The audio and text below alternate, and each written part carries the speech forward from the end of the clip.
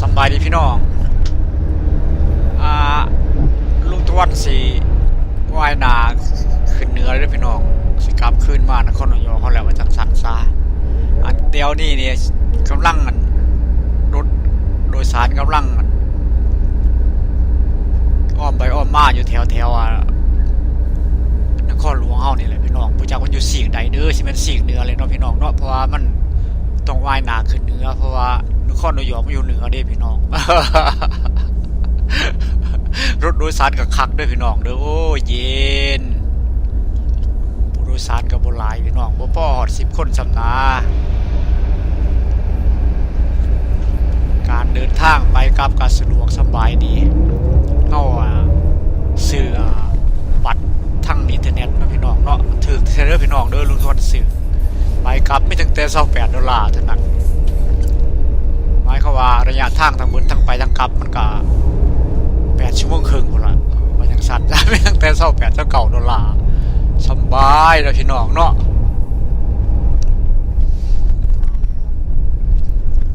บัตรเท่าขี่นั่นรถบัสจังซี่ล่ะออกจากใจเมืองนครนายกเฮาไปเดินเทือกบินว่าจังซั่นซะ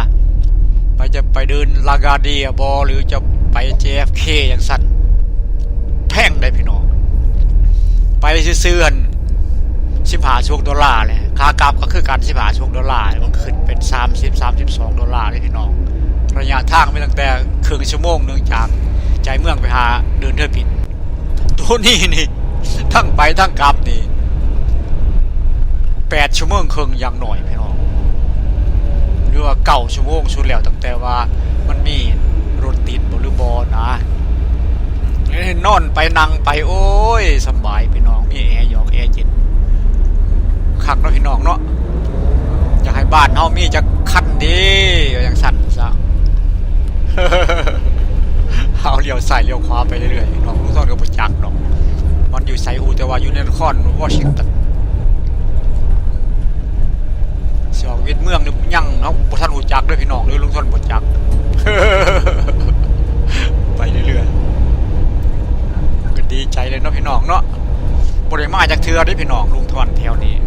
อยู่แถวนี้ก็30 กว่าปีว้ายบ่ไปบ่ได้ได้นี่ว่าเช็คอินเทอร์เน็ตอ้าวเช็คชื่อบัตรเลยว่าเลยพี่น้องหักเมื่อคืนนี่ได้นอนเฮือนญาติด้วยพี่น้องเด้อยังโชคดีนะพี่น้องก็เพิ่นให้อยู่ต่อล่ะหักลุงทวันซื้อบัตรมันมีกำหนดพี่น้องนั่นมันบอกวันที่ไปวันที่กลับบ่จักว่าสิกลับมื้อต่อไปได้หรือบ่ลุงทวันก็โอ้ยไปเลยแหละมื้อหน้าโอกาสหน้ามีเวลามาใหม่สั่นทอดกันเลยกลับขึ้นที่ซื้อนะพี่น้องเนาะ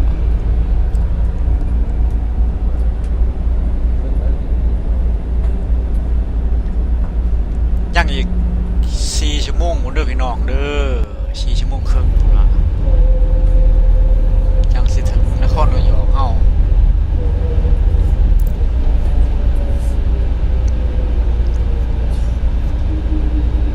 สะอาดดีเนาะพี่น้องเนาะสะอาดดีอยู่รถลากกับโบหลายเตรียมกันเมื่อไหร่กันนครนายก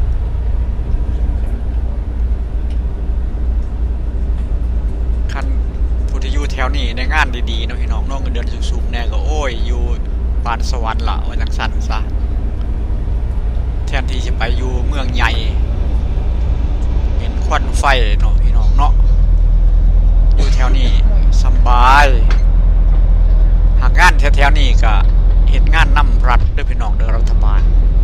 สั่นซะส่วนมากมันเป็นเฮดโคเดอร์ใหญ่ๆได้พี่น้องเด้อของอะไรคือกันหมดแหละของอันรัฐบาลเด้อสั่นซะ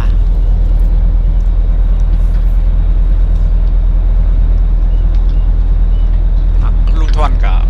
บ่ฮู้หลายดอกเพราะบ่ได้ศึกษาล่วงหน้าไรเฮ็ดโฮมเวิร์กเนาะพี่น้องเนาะบ่จักเดาซื่อๆล่ะเมืองหลวงมันเป็นจังซั่นเด้เนาะพี่น้องเนาะนี่ก็ อัครราชทูตต่างๆกันอยู่แถวๆนี้สายมือเขาคือสิแมนนั่นปราสาทนะพี่น้องเนาะเขาเกอะไรแล้ว200-300 ปีแล้ว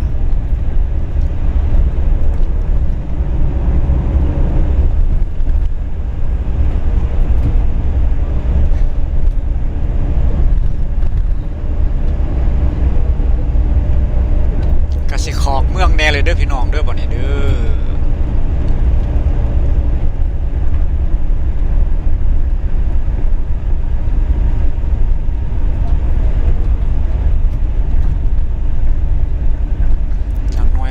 ต่อใส่ถนนหลวง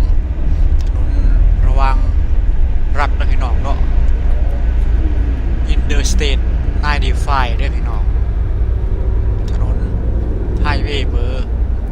95 North ขึ้นไปเรื่อยๆล่ะ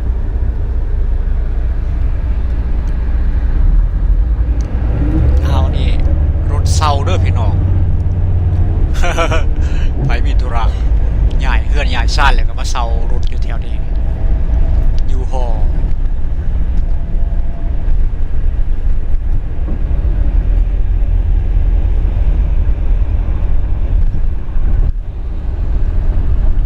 นี่ก็ห่างออกไปได้เฮือนซ่านวานซอกก็ห่างออกไปแล้วจากนั้นเขาก็เสื่อมต่อใส่ถนนไฮเวย์ระวังรัฐ Interstate Highway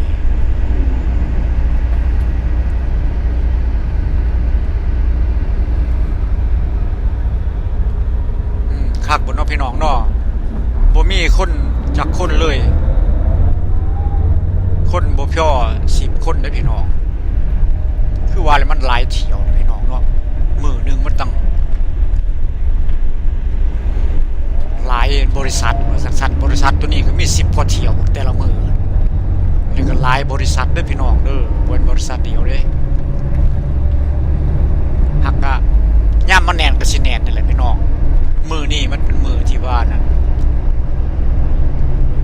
บ่มีคนนะพี่น้องมือบุญบ่หรือว่ามือเพิ่นนั่นกลับขึ้นเขาหาเฮ็ดงานเพิ่นบ่จังซั่นหรือว่าแรงถ่ายสัปดาห์บ่จังซั่นไหวมันก็สิแน่นนั่นแหละกูสั่นมันสิมี10 เที่ยวบ่เนาะพี่น้องเนาะ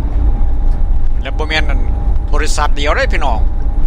หลายบริษัทอันนี้เป็นว่า1ในจำนวนของประจักษ์พี่น้องก็ต้องมี 4-5 บริษัทพุ่นละซุ่มเพิ่นก็คือกันแหละมี5-6 เที่ยวหรือ10 เที่ยวคือกันกับประจักษ์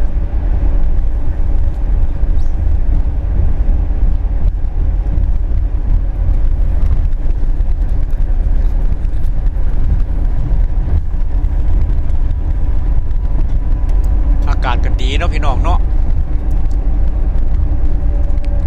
ท้องฟ้าใสจังปางอันนี้แม่นนั่นซีเมนต์นั่นเขา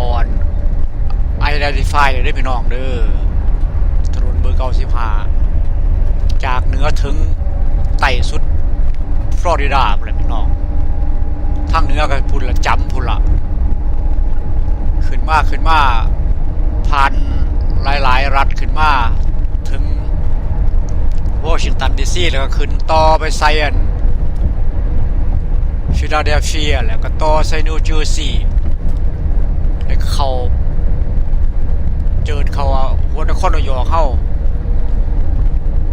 ไปทางขวาขึ้นไปฮาร์ดคอนเนตทิคัตไปเรื่อยๆตำโรดไอแลนด์ขึ้นไปเรื่อยพุลาฮอตแมสซาชูเซตส์นิวแฮมป์เชอร์น้องพี่น้องเนาะถนนI-95เฮาโอเคเด้อพี่น้องเด้อ